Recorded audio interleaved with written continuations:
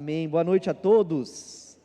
Como é bom estar aqui novamente com vocês. Que saudades dessa igreja, que saudades de vocês. Nossa viagem foi muito bom. Chegamos na sexta-feira, sexta-feira de manhã, conseguimos descansar um pouco e é um prazer estar aqui de volta para compartilhar a palavra do Senhor com vocês. Eu estava conversando com o pessoal das boas-vindas quando eu entrei. Eu disse que todo domingo a gente estava numa igreja, estávamos lá louvando, até tive a oportunidade de servir no Ministério de Louvor da nossa igreja lá de Califórnia, fiz uma pregação lá também a semana passada, foi muito bom estar com aquela igreja, mas não é igual, não é a mesma coisa do que você estar com a sua igreja, a sua família da fé, na igreja local. Então eu fico muito feliz mesmo de estar aqui com vocês, e eu fico mais feliz ainda de ter um rapaz corajoso, um guerreiro que sofreu um acidente um tempo atrás, um acidente grave, mas perseverou junto com a família dele. O Fábio está aqui de volta com a gente. Seja bem-vindo, Fábio.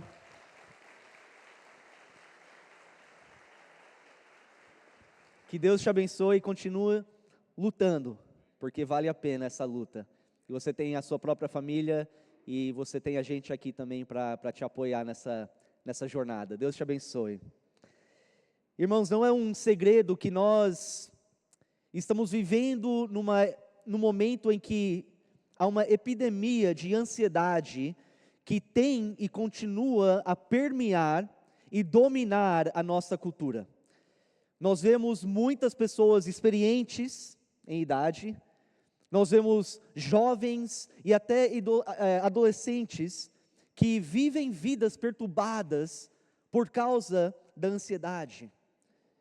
Vamos definir rapidamente essa palavra antes de continuar. O dicionário define ansiedade da seguinte forma: um desconforto físico e psíquico, uma agonia, aflição, angústia, desejo intenso e impetuoso, impaciência, sofreguidão, avidez, ausência de tranquilidade, medo, receio, uma condição emocional de sofrimento definida pela expectativa de que algo inesperado e perigoso aconteça, diante da qual o indivíduo se acha indefeso.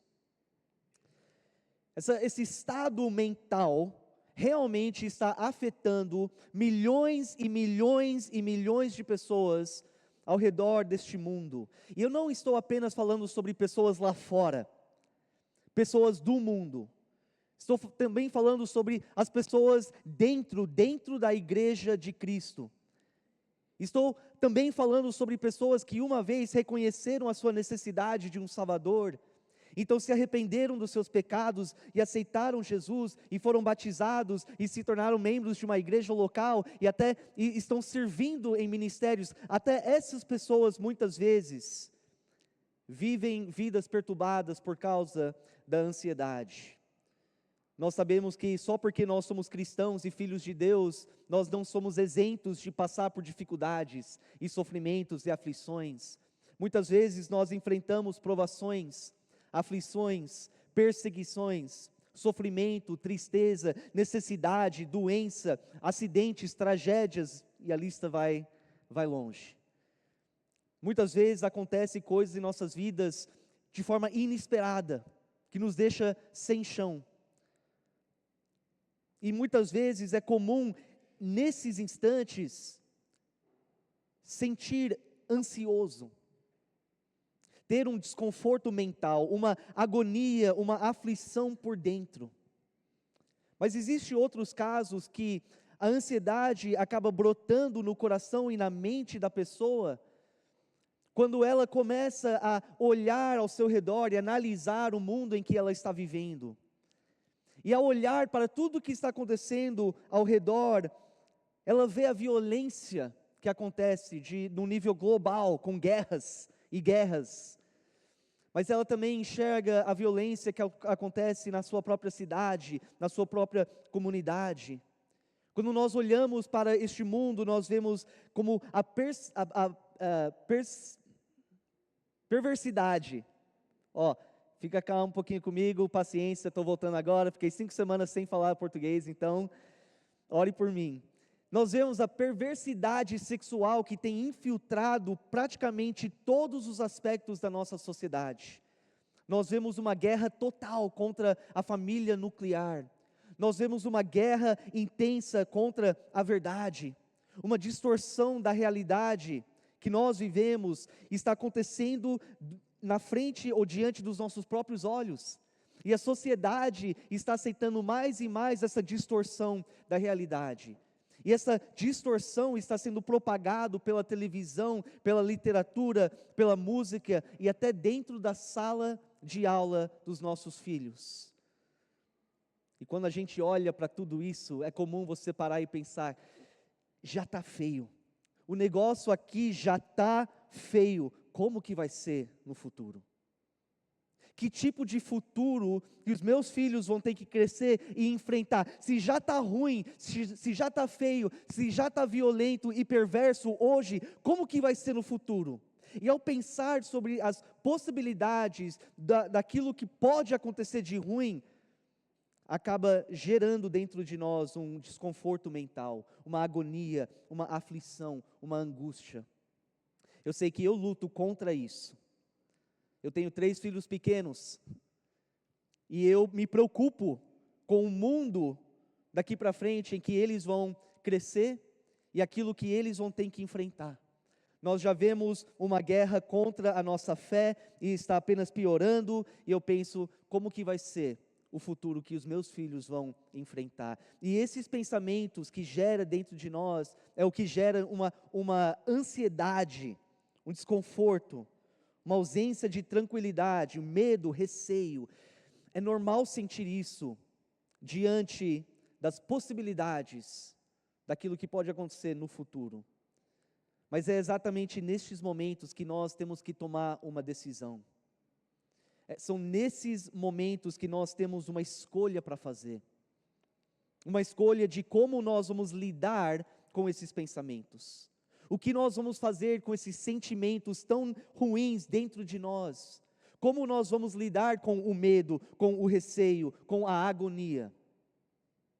Porque o que você escolhe a fazer com esses sentimentos e esses pensamentos que vêm inundando a sua mente, vai determinar se você será consumido por medo e desespero e angústia que atrapalha toda a sua vida, o seu relacionamento com Deus, o seu relacionamento com outros, ou se você vai superar esses sentimentos sufocantes e voltar a experimentar paz e clareza para poder lidar com as dificuldades dessa vida de forma saudável, de forma que honra e glorifica o Senhor.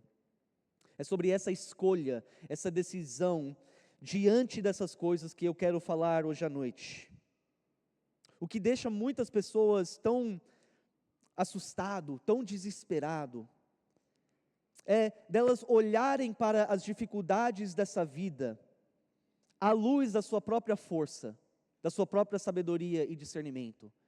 Ela olha para essas coisas que estão acontecendo, as coisas que ela está passando, e ela pensa em como que ela vai lidar com essas coisas, como que ela vai resolver os seus problemas, como que ela vai suportar tudo isso, à luz da sua própria força e sabedoria e discernimento. Isso é assustador, porque nós conhecemos as nossas limitações, nós sabemos das nossas fraquezas, e como muitas vezes somos incapazes de resolver e de suportar e superar esses problemas e dificuldades da vida. Nós sabemos que nós não temos controle sobre o futuro.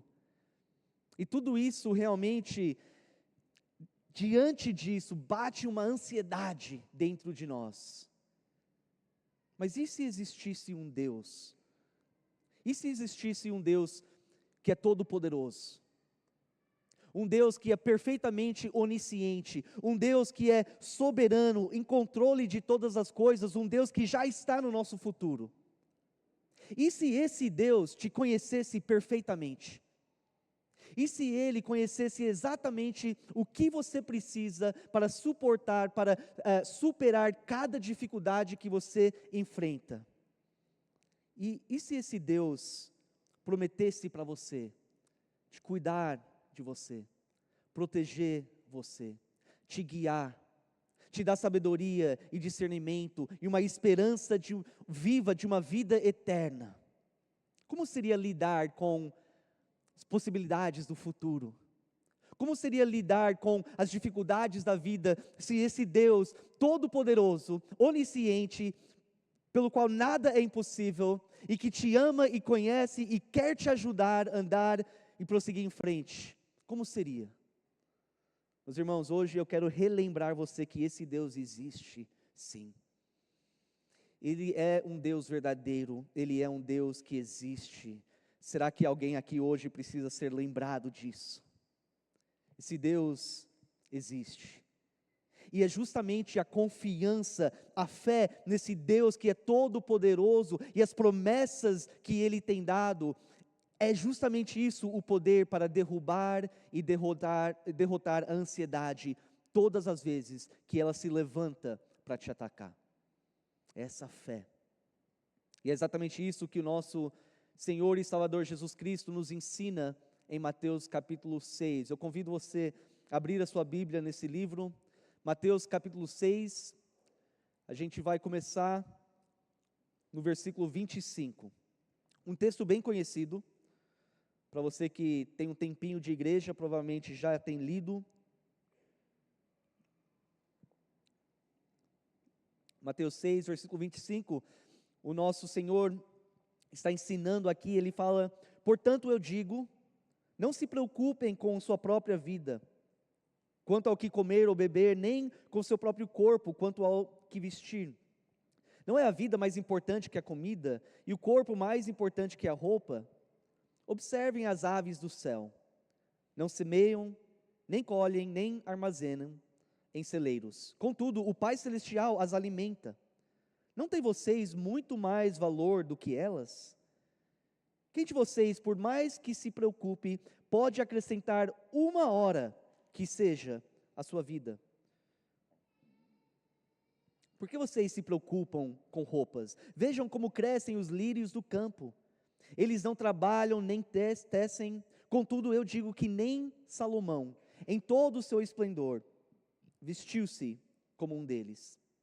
Se Deus veste assim a erva do campo, que hoje existe e amanhã é lançada ao fogo, não vestirá muito mais a vocês, homens de pequena fé?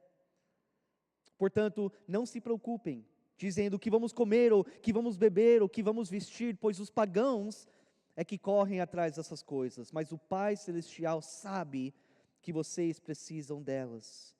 Busquem, pois, em primeiro lugar o reino de Deus e a sua justiça, e todas essas coisas serão acrescentadas a vocês. Portanto, não se preocupem com o amanhã, pois o amanhã trará as suas próprias preocupações. Basta a cada dia o seu próprio mal.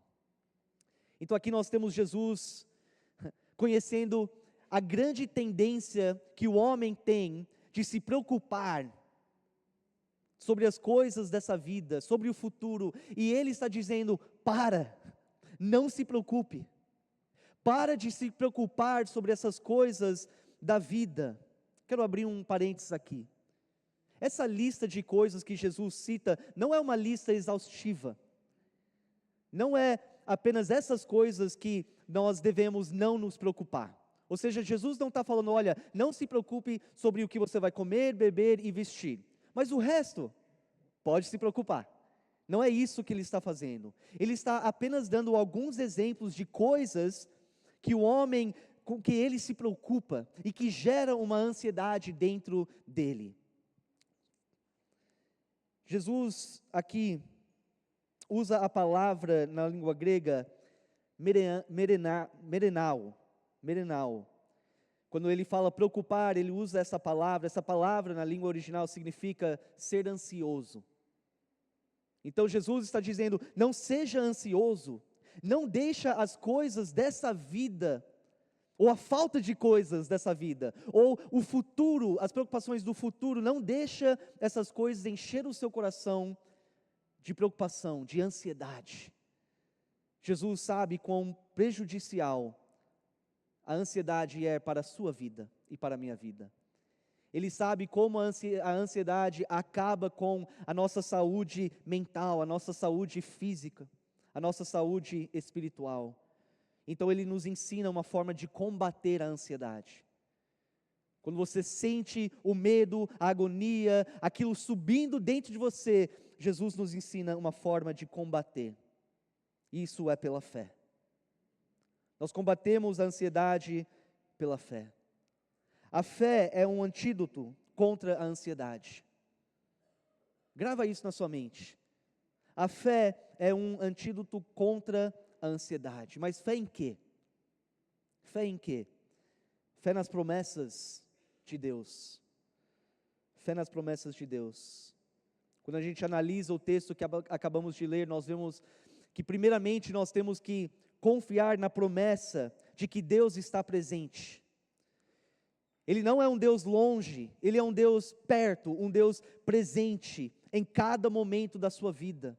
É necessário confiar verdadeiramente que Ele não está apenas presente, mas que Ele conhece perfeitamente aquilo que você está passando, aquilo que você está sentindo, aquilo que você está pensando. Ele conhece perfeitamente aquilo e Ele sabe exatamente o que você precisa naquele momento.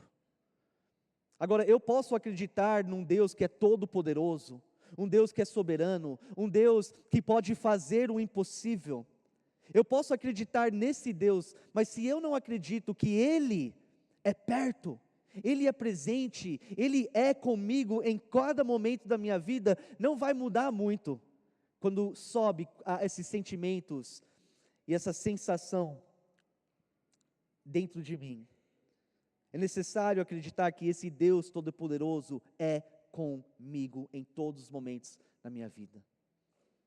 Ele sabe exatamente o que eu preciso. O versículo 31, Jesus fala: portanto, não se preocupem dizendo o que vamos comer, o que vamos beber, o que vamos vestir, pois os pagãos é quem corre atrás dessas coisas. Mas o Pai Celestial sabe que vocês precisam delas. Ele sabe. Ele não está preocupado com outras coisas acontecendo no mundo, ele não está sendo distraído pelas guerras e os problemas de outras pessoas, não, ele está preocupado com você, ele te conhece. Eu não sei o que você está passando hoje, talvez o medo, a agonia, talvez você neste momento está passando por uma situação difícil que tem gerado uma ansiedade dentro de você. Eu quero que você saiba, Deus conhece o seu coração, Ele sabe a sua situação, Ele está presente, Ele sabe o que você precisa. Ele não é distante das suas necessidades, não é distante dos seus medos, da sua dor, das suas preocupações. Lembra que Ele deixou a glória dos céus e veio até a terra e se fez de forma humana. Ele viveu a nossa experiência. Ele sabe intimamente o que é ser um ser humano. Ele sabe qual é a realidade das minhas e das suas preocupações e dificuldades e desafios. Ele conhece os sofrimentos do homem, as frustrações, as limitações, as fraquezas, em todas as situações. Pensa bem, se o Pai que está no céu sabe a necessidade de cada passarinho, cada ave no céu, se Ele sabe o que cada um precisa, e você, sendo de valor maior ainda do que eles, é claro que Ele sabe exatamente quais são as suas necessidades. Versículo 26, Ele disse: observem as aves do céu, não semeiem, nem colhem, nem armazenam em celeiros. Contudo, o Pai Celestial as alimenta. Não tem vocês muito mais valor do que elas? Então aqui Jesus nos ensina que precisamos confiar primeiramente na promessa de que Deus está conosco, e que Ele nos conhece, e que Ele sabe daquilo que nós precisamos. Em segundo lugar, nós precisamos confiar que Deus proverá, que Ele vai prover, Ele vai providenciar no nosso momento de dificuldade. Em versículo 26, que a gente acabou de ler, Jesus implica que se Deus cuida dos passarinhos, e Ele acaba providenciando por eles, você então que é de valor maior, Ele certamente vai cuidar de você e prover pelas suas necessidades. Deus promete a prover uma solução certa e boa para a sua vida, no seu momento de dificuldade, diante das suas necessidades. Agora, note uma coisa importante. Eu não disse que Deus promete a prover a solução que você sempre quer, ou aquilo que você acha melhor naquele momento. Não é isso. Porque muitas vezes, a solução que nós queremos, ou a solução para aquele problema, para aquela dificuldade, para aquele sofrimento, o que nós achamos melhor, muitas vezes não é o melhor. Muitas vezes pode acabar piorando a nossa situação. Então Deus, sendo um Deus soberano que sabe todas as coisas, Ele nem sempre dá para nós o que nós queremos, a solução que nós achamos melhor. O que Ele faz, Ele promete a dar para nós o que é melhor para nós, independentemente do que nós achamos. Ele sabe que se Ele fosse dar tudo o que nós pedimos, do jeito que nós pedimos, isso pode acabar piorando a situação ou atrapalhando o nosso crescimento espiritual. Em 2 Coríntios capítulo 12, o apóstolo Paulo escreve sobre um momento muito difícil na vida dele. Foi um momento que ele estava passando por muita aflição, muito sofrimento, uma dor imensa. E em 2 Coríntios 12, versículos 8 a 10, ele escreve assim: 3 vezes roguei ao Senhor que o tirasse de mim. Mas Ele me disse: minha graça é suficiente a você, pois o meu poder se aperfeiçoa na fraqueza. Portanto, eu me gloriarei ainda mais alegremente em minhas fraquezas, para que o poder de Cristo repouse em mim. Por isso, por amor de Cristo, regozijo-me nas fraquezas, nos insultos, nas necessidades, nas perseguições, nas angústias, pois quando sou fraco é que sou forte. Veja bem, naquele momento de aflição, de angústia, o apóstolo Paulo pensou, a melhor solução para isso é para Deus totalmente resolver esse problema, para Ele retirar de mim essa dor, para Ele eliminar a minha angústia e o meu sofrimento. É isso que ele queria, é isso que ele achava melhor, então é isso que ele pede de Deus. Mas Deus sabia o que realmente era melhor para o Paulo, e não era para ele retirar a dor. O melhor para o Paulo naquele momento não era para ele ser aliviado daquela aflição. Deus, sendo soberano, sabia o que ele precisava de fato era graça. Ou seja, uma força divina que vem do Espírito Santo, que ajudava o Paulo a suportar a aflição, suportar a dor e a angústia. Essa foi a solução que o Paulo precisava. E é isso que Deus concede para ele. E como nós lemos, depois o Paulo reconhece qual era a melhor solução. Não era para Deus tirar a dor, era para Deus dar graça para que por meio disso ele pudesse continuar humildemente dependendo totalmente na força de Deus e não se orgulhando na sua própria força e sabedoria e talvez desviando dos propósitos de Deus. Então ele fala, olha, eu prefiro então a solução que vem de Deus. É mais fácil? Não. É mais gratificante? Não. Mas eu sei que era o melhor para mim naquele momento. Diante da aflição, da dor, o que trazia paz e alegria para o coração do Paulo, era de saber que Deus prometeu que ia providenciar o que era melhor para ele. E é isso que ele fez. Então entenda isso, meus irmãos. Todas as vezes que a ansiedade se levanta para te atacar, é naquele exato momento que você tem uma decisão para tomar. E a decisão é de você lembrar das promessas de Deus. São justamente naqueles momentos que você precisa lembrar, Deus é comigo, Ele prometeu de estar comigo, e Ele prometeu que Ele vai me dar uma solução que eu preciso para superar, para suportar e para perseverar.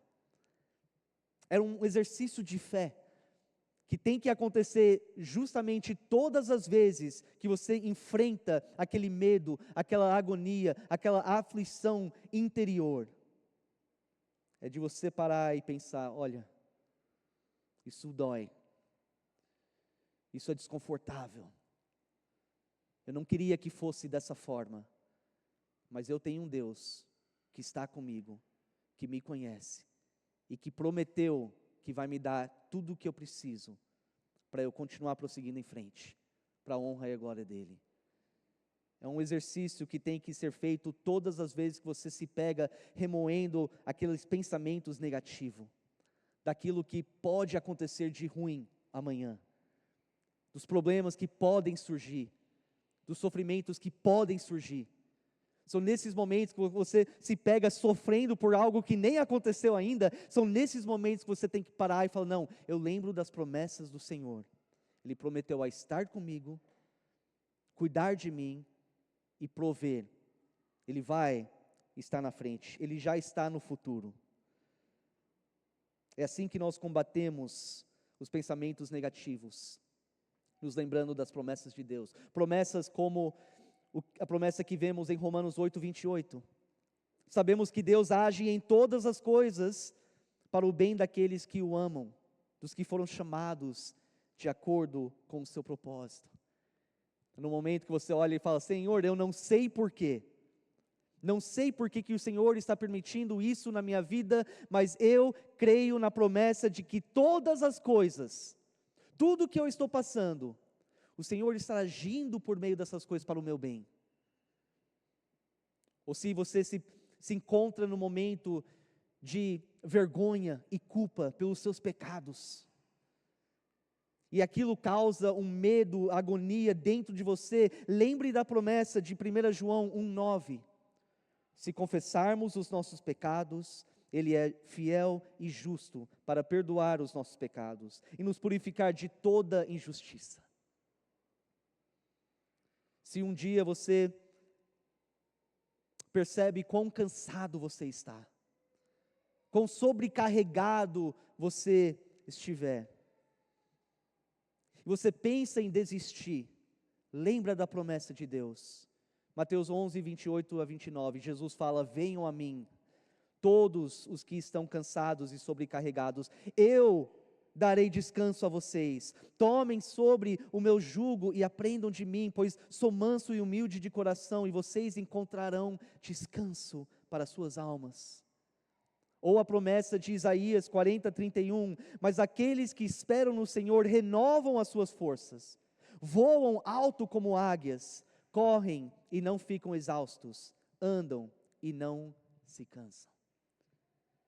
Quando você está no meio da tempestade da vida, e os problemas parece que estão sufocando a sua paz, lembra da promessa de Deus, de Filipenses 4:6-7, não andem ansiosos por coisa alguma, mas em tudo, pela oração e súplicas e com ação de graças, apresentem seus pedidos a Deus, e a paz de Deus, que excede todo o entendimento, guardará o coração e a mente de vocês em Cristo Jesus.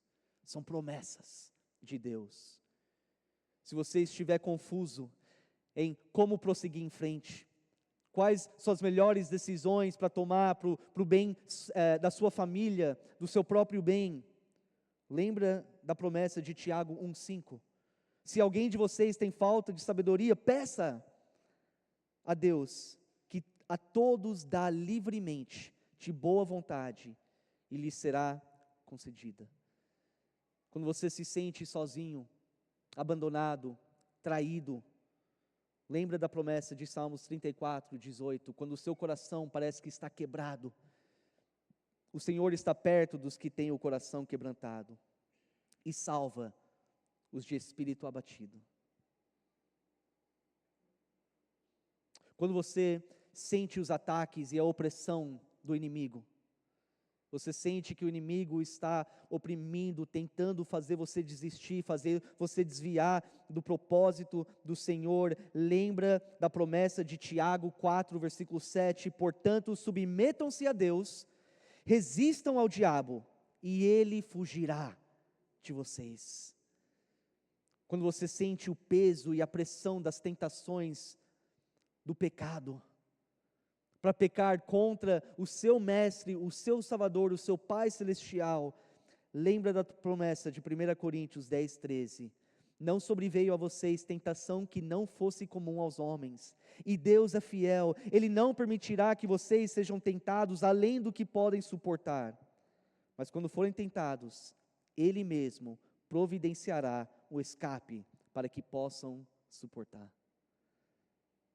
Quando você passa por perseguição, sofrimento por causa da sua fé em Jesus Cristo, lembra das palavras, a promessa em 1 Pedro 5,10, o Deus de toda graça, que os chamou para a sua glória eterna em Cristo Jesus, depois de terem sofrido por pouco tempo, os restaurará, os confirmará, os fortalecerá e os porá sobre firmes alicerces. Ou a promessa de Cristo em Mateus 5, 11 e 12, bem-aventurados serão vocês quando por minha causa o insultarem, os perseguirem e levantarem todo tipo de calúnia contra vocês. Alegrem-se e regozijem-se, porque grande é a sua recompensa nos céus, pois da mesma forma perseguiram os profetas que viveram antes de vocês. Se você está triste, angustiado por causa de doença, de tragédia, ou de uma perca de alguém que você ama, lembra da promessa que Deus nos dá, daquilo que nos espera no futuro, quando tudo isso vai passar. Apocalipse 21, 4, Ele, o nosso Senhor, enxugará dos seus olhos toda lágrima. Não haverá mais morte, nem tristeza, nem choro, nem dor, pois a antiga ordem já passou.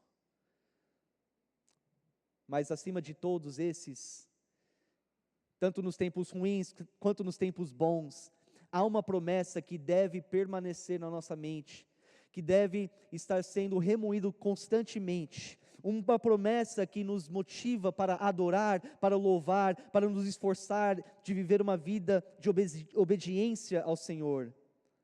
É a promessa que Jesus nos deu em João 11, 25 e 26. Ele fala: eu sou a ressurreição e a vida. Aquele que crê em mim, ainda que morra, viverá. E quem vive e crê em mim, não morrerá eternamente.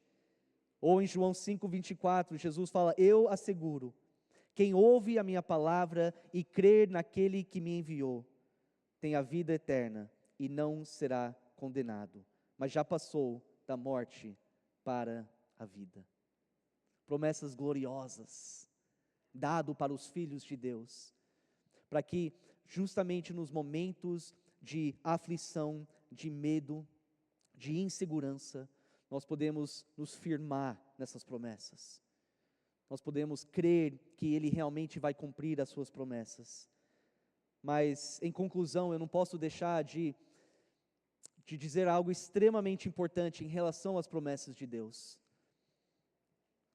Todas as promessas de Deus vêm com condições.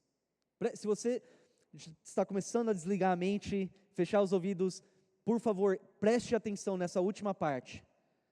Todas as promessas de Deus vêm com condições, todas, sem exceção. Se eu quero que Deus age em todas as coisas para o meu bem, a condição é que eu tenho que então amá-lo. Eu tenho que amá-lo. E assim Ele promete agir em todas as coisas para o meu bem.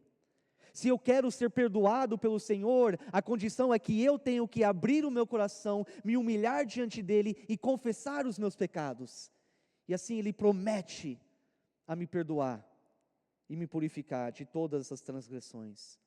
Se eu de fato quero descanso para a minha alma e ter as minhas forças renovadas, eu tenho que ir até Cristo e permanecer em Cristo e esperar no Senhor. E assim Ele derrama essa promessa sobre mim. Se eu quero paz, uma paz que excede todo o entendimento, uma paz que guarda o meu coração diante da ansiedade, eu tenho que oferecer as minhas orações e súplicas com ação de graças. Se eu quero sabedoria que vem do alto, eu tenho que pedir. Mas eu tenho que pedir com fé, realmente confiando que Ele vai me dar essa sabedoria para eu prosseguir em frente e tomar as decisões corretas. Se eu quero que o inimigo foge de mim, me deixa em paz, eu tenho que me submeter ao Senhor, eu tenho que resistir o diabo, e assim a promessa é que ele vai fugir de mim. Se eu quero superar as tentações que vêm contra mim, eu tenho que estar alerto para os escapes que o Senhor coloca na minha frente e aproveitar esses escapes. Todas as promessas de Deus vêm com uma condição, incluindo a promessa da salvação. A promessa da salvação vem com condições também. As condições você precisa se arrepender dos seus pecados, confiar em Jesus como seu Senhor e Salvador e segui-lo com fé e obediência até o final. Lembra que Jesus prometeu, aquele que persevera até o fim será salvo. E Hebreus 10, 23, apeguemo-nos com firmeza à esperança que professamos, pois aquele que prometeu é fiel. E finalmente, Mateus 6, 33, lembra que a gente leu no começo? Jesus mesmo, ele disse, busquem pois em primeiro lugar o reino de Deus. Olha a condição. E se eu buscar em primeiro lugar o reino de Deus e a justiça de Deus, todas as coisas que eu preciso, que Ele sabe que eu preciso, serão acrescentadas para a minha vida. Eu preciso cumprir a minha parte, e Deus, de boa vontade, derrama sobre mim as gloriosas promessas. Não acha que você pode viver a sua vida do jeito que você quiser, de acordo com a sua própria vontade, vivendo em desobediência ao Senhor e achar que todas essas promessas são para você. Não funciona assim. Precisamos fazer a nossa parte sabendo que Ele já fez a parte dele. Mas se você é uma pessoa aqui hoje à noite que nunca conheceu o Deus de promessas, se você é uma pessoa que nunca se rendeu a Ele, disse, Senhor, basta, eu não quero mais viver do jeito que eu estou vivendo, eu quero viver somente para Ti, seja o meu Senhor, o meu Salvador. Se você não o conhece, Deus tem uma promessa para você. E essa promessa é válida sim para você, independentemente de quem você é ou do que você já fez no passado. A promessa é em Romanos 10, 9 e 10. Se você hoje à noite, se você confessar com a sua boca que Jesus é Senhor e crer em seu coração que Deus o ressuscitou dentre os mortos, será salvo. Pois com o coração se crê para a justiça e com a boca se confessa para a salvação. Versículo 13, porque todo aquele que invocar o nome do Senhor será salvo. Olha essa promessa. Mas qual é a condição? Você tem que se render. Abrir mão da sua própria vontade. E falar, Senhor, toma conta da minha vida. Senhor, me perdoa dos meus pecados, entra na minha vida e me transforma, eu quero ser uma nova pessoa, eu quero ser um filho do Senhor. Se hoje à noite você confessar isso diante do Senhor, Ele promete para você que você será salvo, você se torna um filho de Deus, e Ele faz com que o Espírito dEle venha habitar em você, para que você possa viver uma vida em comunhão com o Deus de promessas. Eu convido você a se levantar neste momento. Como eu falei antes, eu não sei tudo que você está passando, as dificuldades, dos problemas, não conheço os seus pensamentos, o seu coração. Eu não sei se neste momento você está lutando contra a ansiedade. Talvez isso tenha atrapalhado a sua vida, tenha atrapalhado o seu relacionamento com Deus, tenha atrapalhado o seu relacionamento com as pessoas ao seu redor. Confia nas promessas do Senhor. Luta contra esses sentimentos e esses pensamentos negativos, lembrando das promessas que Ele tem dado para você, que Ele está junto, Ele te conhece, Ele sabe o que você precisa, Ele promete a dar para você o que você precisa. e deixa as promessas de Deus permear a sua mente e o seu coração, e que isso possa trazer uma paz que excede todo o conhecimento. Que o Senhor possa te abençoar e te guiar. O altar está aberto, venha para frente, converse com Ele. Talvez você sente no coração que precisa interceder por uma outra pessoa que neste momento está passando por uma luta muito grande com ansiedade. Fale com o Senhor, ore pela sua própria vida, ore pelo seu próximo, mas não sai daqui sem ter uma resposta para Deus, daquilo que Ele colocou no seu coração, na sua mente hoje à noite. Que Deus abençoe.